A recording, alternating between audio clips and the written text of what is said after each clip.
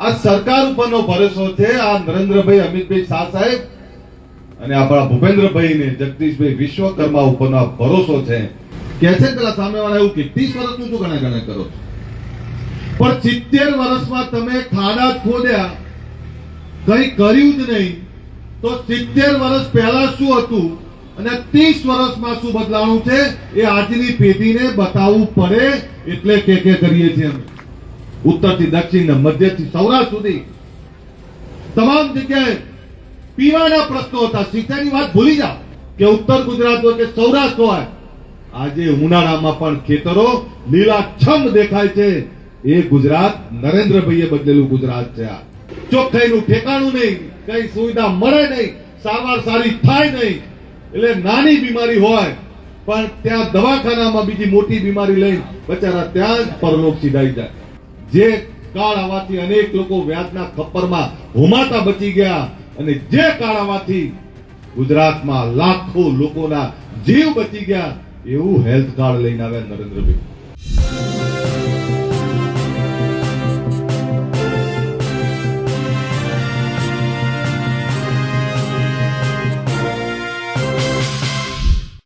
કોંગ્રેસમાંથી પક્ષ પલટો કરીને ભાજપમાં આવેલા અને ધારાસભ્ય બનેલા અલ્પેશ ઠાકોર અત્યારે સ્થાનિક સ્વરાજ્યની ચૂંટણીઓમાં પ્રચાર કરી રહ્યા છે. તેઓ સેવાલિયામાં હતા. તેમણે કીધું કે કોંગ્રેસને મત ના અપાય. 5 વર્ષે કોંગ્રેસ એક વખત મત માંગવા માટે દેખાય છે. મહત્વપૂર્ણ વાત તેમણે કીધું કે વડાપ્રધાન નરેન્દ્ર મોદીએ ગુજરાતને સોને કી ચિડિયા બનાવી દીધી છે. સોને કી ચિડિયા. આટલી બધી મોંઘવારી, લોકોને ગેસ સિલિન્ડર માટે લાઈન અને કોરોના કાળમાં લોકોની મુશ્કેલી, ખરાબ રસ્તા, ભ્રષ્ટાચાર, પાણીની ટાંકી તૂટે તો ખબર પડે કે એમાં ભ્રષ્ટાચાર થયું હતું, બ્રિજ તૂટે તો ખબર પડે કે એમાં ભ્રષ્ટાચાર થયું હતું, હજુ વરસાદ આવશે તો ભૂવાઓ પડશે એટલે ખબર પડશે કે ભ્રષ્ટાચાર થયું હતું. છતાં અલ્પેશ ઠાકોર એ જ અલ્પેશ ઠાકોર છે જેઓએ પોતાના દીકરાના કસમ ખાઈને કીધા હતા કે એ ભાજપમાં નહીં જાય અથવા તો પોલિટિક્સ કે આ બધી વસ્તુ નહીં કરે.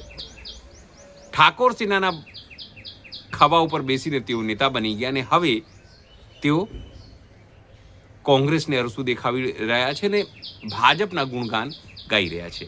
હજુ ભાજપે નથી વિચાર્યું કે તેમને મંત્રી બનાવવાનું કે નથી બનાવવાનું, પણ મજબૂરી છે, પ્રચાર કરવા માટે તેમને જવું પડશે એટલે તેઓ જઈ રહ્યા છે. અને યાદ રાખજો, ગુજરાત સોને કી ચિડિયા બની ગઈ છે એ વાત અલ્પેશ ઠાકોર કહી રહ્યા છે. નમસ્કાર, હું છું ચિંતામણી પુત્રની પટેલ. સ્વાગત છે આપનું અમારા કાર્યક્રમમાં. આવો સાંભળીએ સિવાલિયાની સભામાં અલ્પેશ ઠાકોર કેમ કહી રહ્યા છે કે કોંગ્રેસની જે ડિપોઝિટ છે તે ડૂલ થઈ જવું જોઈએ, અથવા વિરોધ પક્ષની, એમાં આમ આદમી પાર્ટી પણ આવી જાય છે, એની ડિપોઝિટ ડૂલ થઈ જવી જોઈએ. આવો સાંભળીએ અલ્પેશ ઠાકોર શું કહી રહ્યા છે. વિકાસ સંકલ્પ સભાની અંદર ઉપસ્થિત આપણા ઠાસરા વિધાનસભાના લોકપ્રિય ધારાસભ્ય અમારા ભાઈ શ્રી યોગેન્દ્રસિંહ, એપીએમસીના ચેરમેન ભાઈ શ્રી બળવંતસિંહજી પરમાર, અમારા પૂર્વ ઉપપ્રમુખ જિલ્લા પંચાયત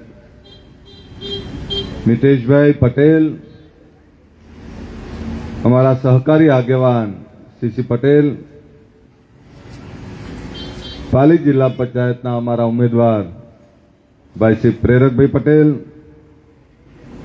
અમારા પાલી 1, 2, 3 ના ઉમેદવાર ઈશ્વરભાઈ પરમાર, રીટાબેન ઓઝા, મેહુલભાઈ પરમાર, સોનીપુર તાલુકા પંચાયતના ઉમેદવાર તરુણભાઈ પરમાર, રોજવા તાલુકા પંચાયતના ઉમેદવાર મીનાક્ષીબેન પટેલ, ધ્રુવભાઈ વસાવા,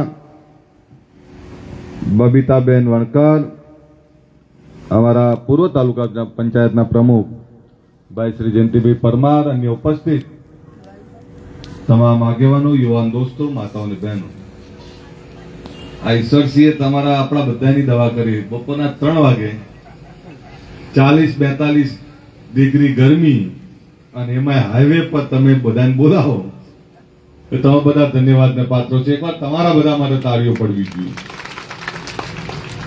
મારી આવી ગરમી કોણ આવે? આ ભારતીય જનતા પાર્ટી ને નરેન્દ્ર મોદી સાહેબ ઉપરનો ભરોસો તમને ખેંચી લાવે છે. સાહેબ ભૂપેન્દ્રભાઈની સરકાર જે રીતનું કામ કરી રહી છે, જે રીતે ભારતીય જનતા પાર્ટીનું શાસન છેલ્લા 30 વર્ષથી ગુજરાતમાં છે, વિકાસ કોને કહેવાય, પ્રજાની જરૂરિયાતો કોને કહેવાય, પ્રજા કલ્યાણના કામો કોને કહેવાય, એની સાચી પ્રતીતિ કરાવતી આ સરકાર ઉપરનો ભરોસો છે. આ નરેન્દ્રભાઈ અમિતભાઈ શાહ સાહેબ અને આપણા ભૂપેન્દ્રભાઈ ને જગદીશભાઈ વિશ્વકર્મા ઉપરનો આ ભરોસો છે, હર્ષભાઈ સંઘવી ઉપરનો આ ભરોસો છે. આ એટલે આટલી 42 ડિગ્રી ગરમીમાં, ખુલ્લા આકાશ નીચે આવી ગરમીમાં આપણે બધા બેઠા છીએ. દોસ્તો, હમણાં યોગેન્દ્રસિંહ કહેતા કે 200 કરોડથી વધારેના કામો અમારા ત્યાં ચાલી રહ્યા છે અને છેલ્લા 3 વર્ષમાં એમણે 500 થી 700 કરોડના કામો અહીં કર્યા છે. હવે જરા 500 કરોડ 700 કરોડની વાત કરીએ. હું જે વિધાનસભામાંથી આવું છું, ગાંધીનગર દક્ષિણ, અમદાવાદ અને ગાંધીનગર વચ્ચેનો આ વિસ્તાર, અમદાવાદ ગાંધીનગરનો આ તાલુકો, છેલ્લા 3 વર્ષમાં 3 થી 3.5 કરોડના કામ મારી વિધાનસભામાં થયા, હજુ ચાલી રહ્યા છે. એક ગામમાં, ભાઈ ઓ બેટા, એક ગામમાં 5-5, 10-10 કરોડ રૂપિયાના કામો થાય. અત્યારે પણ એ ઠાસરા વિધાનસભા હોય, એ આપણું સેવાલિયા હોય કે અહીંના ગામડાઓ હોય, આ ગામડાઓની જરૂરિયાતોને પૂરું કરવાનું કામ, પ્રજાની સગવડો વધારવાનું કામ એ ભારતીય જનતા પાર્ટીના શાસનમાં છેલ્લા 25 વર્ષમાં થયા. ઘણા બધા તમને સવાલ કરશે કે તમે 30 વર્ષથી બેઠા છો, એને શું ગણાવો છો? કે છે પેલા સામેવાળા એવું કે 30 વર્ષનું શું ગણા કરો છો? પણ 70 વર્ષમાં તમે ખાડા ખોદ્યા, કઈ કર્યું જ નહીં, તો 70 વર્ષ પહેલા શું હતું અને 30 વર્ષમાં શું બદલાણું છે એ આજની પેઢીને બતાવવું પડે, એટલે કે કરીએ છીએ અમે. આ જ વિસ્તાર છે, આ જ ગુજરાત છે કે પહેલાના જમાનામાં, આજથી 30 વર્ષ પહેલા, ગામમાં લાઈટ તો થાંભલો, એટલે કહો ગામમાં લાઈટ તો થાંભલો છે. આ ઉંમરલાયક દાદાઓને બેઠા છે, બા બેઠા છે. લાઈટ તો થાંભલો 30 વર્ષ પહેલા, એટલે કે લાઈટ તો થાંભલો, અને થાંભલો માંગવા માટે આખું ગામ ભેગું થઈ જાય નેતાઓ જોડે, અને આખું ગામ 6 મહિના મથે ત્યાં વર્ષે થાંભલો મંજૂર થાય. લાઈટ તો એક થાંભલો કહું છું, તમને નવી લાગશે. ઘરમાં કોઈ વડીલ હોય ને 60-70 વર્ષના, તેમને પૂછજો. અને એ થાંભલો નેતા 5 વર્ષ સુધી ગણાવે. પૂછ્યા સોમભાઈ અમે થાંભલો આપ્યો તો નહીં તમને? સોમભાઈ બચારા હું કે આપ્યો તો ભાઈ તમે 2000 રૂપિયા 5000 રૂપિયાનો થાંભલો યાદ કરતા. આજે જયારે સગવડો વધી છે, એમાં જે ખામીઓ કાઢે છે ને, એટલે વાત કરું છું. ઉનાળામાં નેતાઓ મીટિંગ ના કરી શકે. કેમ? કે પીવાના પાણીના એટલા બધા પ્રશ્નો હતા ગુજરાતમાં. ઉત્તરથી દક્ષિણ ને મધ્યથી સૌરાષ્ટ્ર સુધી તમામ જગ્યાએ પીવાના પ્રશ્નો હતા. સિંચાઈની વાત ભૂલી જાઓ. હું જે વિસ્તારમાં નેતૃત્વ કરીને આવ્યો, રાધનપુર, હું જ્યાં ધારાસભ્ય હતો રાધનપુરમાં, અહીંથી કચ્છ બોર્ડર, પાછળ પાકિસ્તાન લાગે, ઉનાળો હોય એટલે ત્યાં ગામોના ગામ ખાલી થઈ જાય. માલધાર પોતાનું ક્યાં ટકાવું? માલધારને જીવાડવું તો ખરું ને. ઢોર ઢાંખર જાય ક્યાં? તો ઘરનો માલિક ઢોર ઢાંખર લઈ અને જ્યાં પાણી હોય ત્યાં એ બાજુ 2-2 4-4 ને 6-6 મહિના બહાર નીકળી જતા, પરિવારથી 6-6 મહિના બહાર રહેતા. એ દશા આ ગુજરાત અને ગુજરાતીઓ જોઈ છે. આ એ સૌરાષ્ટ્રની વાત કરું છું, જ્યાં ટ્રેનોથી પાણી મોકલવામાં આવતું. આ એ ગુજરાતની વાત કરું છું, જ્યાં આયે દિન દુષ્કાળ પડતો. વરસાદી ખેતી ઉપર નપતા બધા. વરસાદ સારો પડે તો ખેડૂત ખુશ થાય, નહીતર વરસાદ આજે આવે ને કાલે આવે. સાહેબ, એ દુષ્કાળમાં ચોકડીઓના ખાડા ખોદતા ગુજરાતે જોયા છે. અને એની જગ્યાએ આજે એ સૌરાષ્ટ્રમાં સૌની યોજના હોય, ઉત્તર ગુજરાત હોય, મધ્ય ગુજરાત હોય, તમામ જગ્યાએ માં નર્મદાના નીર પહોંચ્યા છે. આજે તમે જઈ આવો ત્યાં, જ્યાં ઉનાળામાં જવું ના ગમે, ત્યાં એક કચ્છ હોય, બનાસકાંઠા હોય કે પાટણ હોય, કે ઉત્તર ગુજરાત હોય કે સૌરાષ્ટ્ર હોય, આજે ઉનાળામાં પણ ખેતરો લીલાછમ દેખાય છે. એ ગુજરાત નરેન્દ્રભાઈએ બદલેલું ગુજરાત છે. આ નરેન્દ્રભાઈ આવે પહેલાની આ ગુજરાતની પરિસ્થિતિ અનેક સમસ્યાઓની સામે ઝઝૂમતા હતા. આપણે આજે પીવાના પાણીના પ્રશ્નો નથી, સિંચાઈના પ્રશ્નો નથી, 24 કલાક વીજળી આવે છે, ગામડાઓ સુધી પાકા રસ્તાઓ પહોંચ્યા છે, ખેતર સુધી પણ પાકા રસ્તાઓ નાળિયાઓ થઈ રહ્યા છે, શિક્ષણની સુવિધાઓ આધુનિક થઈ રહી છે, આરોગ્યની સુવિધાઓ, સરકારી દવાખાનાઓ અદ્યતન બની રહ્યા છે. સાહેબ એક સરકાર બીજું કરે શું? એ જમાનો જોયો છે આપણે. ન કરે નારાયણ ઘરમાં કોઈ માંદગી આવી અને એમાં જો સરકારી દવાખાને પૈસા ના હોય તો કે મૂકી આવો સરકારી દવાખાને. સરકારી દવાખાને મૂકવા જવું એટલે પરિવાર માટે એવું કે વયા પાછા નહીં આવે એવી સગવડો હતી સરકારી દવાખાનામાં. જેની જોડે પૈસા ના હોય ગરીબ એટલે કે જાય સરકારી દવાખાના, ચોખ્ખાઈનું ઠેકાણું નહીં, કઈ સુવિધા મળે નહીં, સારવાર સારી થાય નહીં. એટલે નાની બીમારી હોય પણ ત્યાં દવાખાનામાં બીજી મોટી બીમારી લઈ બચારા ત્યાં જ પરલોક સીધાઈ જાય. સાહેબ નરેન્દ્રભાઈ આવ્યા, એમણે ચિંતા કરી, આપણી ગરીબ ગામડાના સામાન્ય લોકોની ચિંતા કરી, ગુજરાતીઓની ચિંતા કરી કે દવાખાનાના કારણે કેટલા લોકો દેવાદાર બનશે, આ માંદગીઓના કારણે કેટલા લોકો કમોતે મળશે.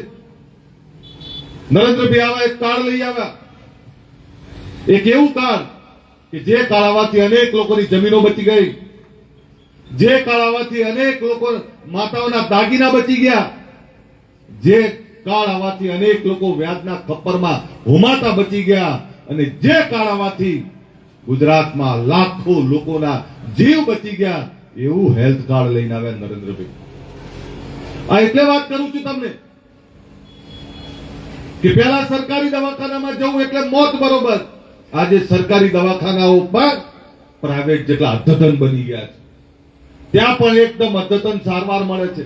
અને માની લો કે ના મારે સરકારી દવાખાનામાં નથી જવું તો સરકારે સામાન્ય લોકો માટે પણ એસી હોસ્પિટલોના દરવાજા ખોલી નાખ્યા.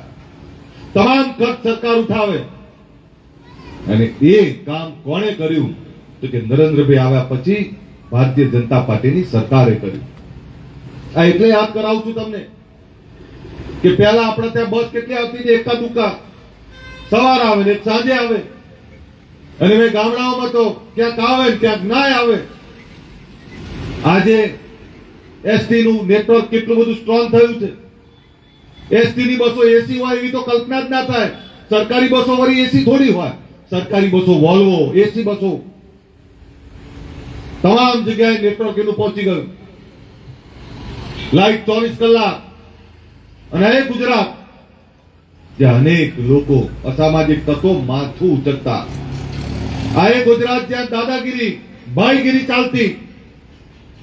નરેન્દ્રભાઈનું શાસન આવ્યું ત્યારે એમણે પ્રજાની સુખાકારીની ચિંતા કરી, એમની સગવડો વધારી, એમની જરૂરિયાતો પૂરી કરી. એની સાથે એમને રક્ષણ આપવાનું કામ પણ કર્યું. એક સરકાર જોડે આપણી અપેક્ષા શું હોય, ગામડાના લોકોની આપણી તો શું હોય, રોડ, પાણી, ગટર, શિક્ષણ, આરોગ્ય, વીજળી આટલું મળી જાય તોય બહુ. પણ એમણે તો એનાથી વધારે સગવડો આપી. આપણા ત્યાં કોઈ વિધવામાં હોય તો એના ખાતામાં સીધા પૈસા જાય છે. આપણા ત્યાં કોઈ નિરાધાર બાળક હોય તો એના ખાતામાં સીધા પૈસા જાય છે. ખેડૂતના ખાતામાં બિયારણ માટે એ સીધા પૈસા જાય છે.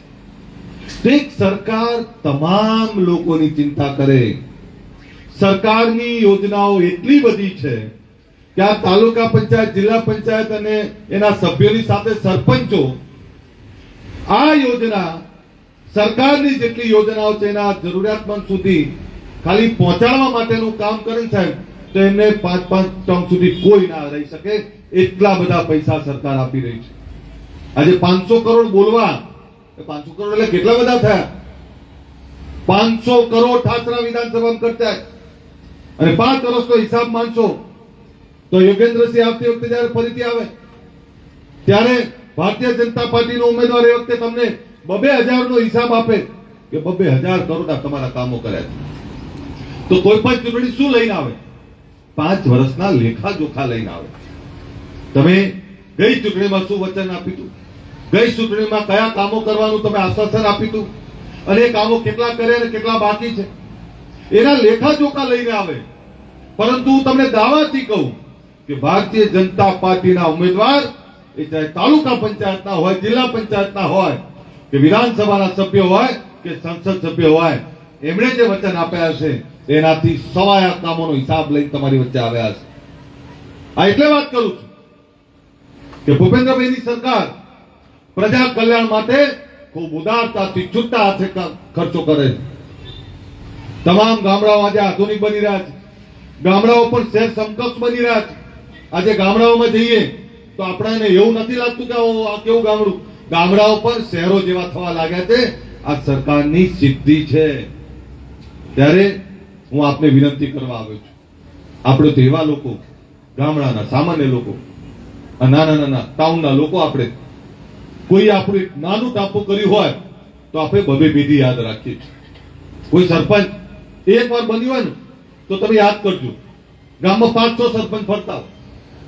કારણ કે સરપંચ હંમેશા સરપંચ જ રહે. એ લડે હારી જાય તોય એક વાર સરપંચ થયા એટલે બધા ગાઓ સરપંચ. કેમ ખબર છે? જાણે અજાણે એમનાથી કોઈનું પવિત્ર કામ થઈ જાય છે. કેવું? કે જેને કરથારના પ્લોટની જરૂર છે, જેને મકાનની જરૂર છે, જેને રેશનિંગની જરૂર છે, જેને નાની નાની જરૂરિયાત છે, અજાણતા પણ એનાથી આ પુણ્યનું કામ થાય છે.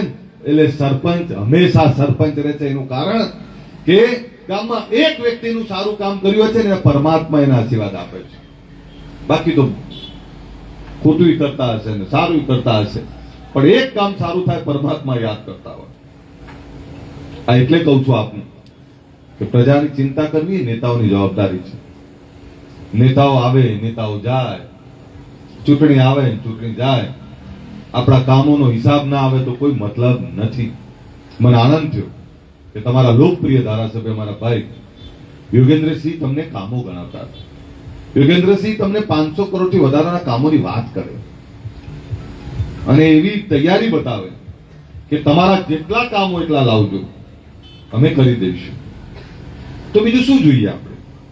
મારો સવાલ એ થાય છે કે સરકાર ભારતીય જનતા પાર્ટીની, ગુજરાતમાં ભૂપેન્દ્રભાઈના નેતૃત્વમાં અને દિલ્હીમાં નરેન્દ્ર મોદી સાહેબના નેતૃત્વમાં સરકાર બંને જગ્યાએ ભાજપની છે. જિલ્લા પંચાયત ભાજપની બનવાની છે, તાલુકા પંચાયત પણ ભાજપની બનવાની છે. તો પછી આપણે બીજી બાજુ જોવાય ખરું? અને મારો બીજો એ સવાલ છે, ચલો જોવું પણ છે, એવું એક કારણ આપો કે કોંગ્રેસને વોટ આપવા. મને એક કારણ આપી દો. મારો બીજો સવાલ તમને, અને કોંગ્રેસ વાળા આવે તો એમને સવાલ કરજો કે ભાઈ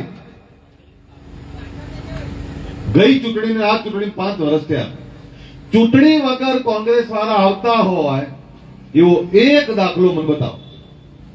ચૂંટણી આવે એટલે ખબર નહીં વરસાદી ડેટકન જેવી થઈ જાય, અને ચૂંટણી જતી રહે, એ જીતે હારે પછી કયા ઘરમાં જતા રહે ખબર નહીં પડતી. જે લોકો ચૂંટણી ટાઈમે આવતા હોય, જેમને પ્રજાની ચિંતા ના હોય, પ્રજાના પ્રશ્નો માટે લડવાની કે મથવાની તૈયારી ના હોય, એની પાછળ મત બગાડાય નહીં. નેતા તો એવા જોઈએ કે સતત આપણી વચ્ચે રહેતા હોય. ભારતીય જનતા પાર્ટીના કાર્યકર્તાઓ 365 દિવસ તમારી વચ્ચે રહેતા હોય છે. 365 દિવસ તમારા કામ કરતા હોય છે. તમને ઘણી વાર આવું થાય એટલે રોજ ઉઠીને આવી જાવ છો કે તમને ઘણી વાર એવું થાય કે આટલું બધું કેવું તમે? પણ એક સરકાર એના કાર્યકર્તાઓને સતત કાર્યશીલ રાખે છે. અમારા કાર્યકર્તાઓમાં ભૂખ છે કે જેને જે સરકારી લાભ મળવા જોઈએ અપાવા છે. પ્રજાની કોઈ તકલીફ એવી નથી ને જે છૂટી જાય. નહીં તો ઘણી વાર નેતા આવે એટલે પેલા કે સર પાણી આવતું નહીં અઠવાડિયાથી, એટલે નેતા કહે એટલે ભાઈ પાણી નહીં આવતું તો કઈ નેતાગીરી કરો તમે? જો તમને એક અઠવાડિયાથી અહીંયા પાણી નહીં આવતું એ નહીં ખબર તો તમે ચૂંટણી ટાઈમે જ આવો છો ખાલી. એટલે એમની તાસીર છે કે ચૂંટણી ટાઈમે દેખાવાનું. હું તમને દાવાથી કહી દઉં કે ચૂંટણી ટાઈમ દેખાણા છે ને એ જીતશે કે હારશે દેખાવાના નથી.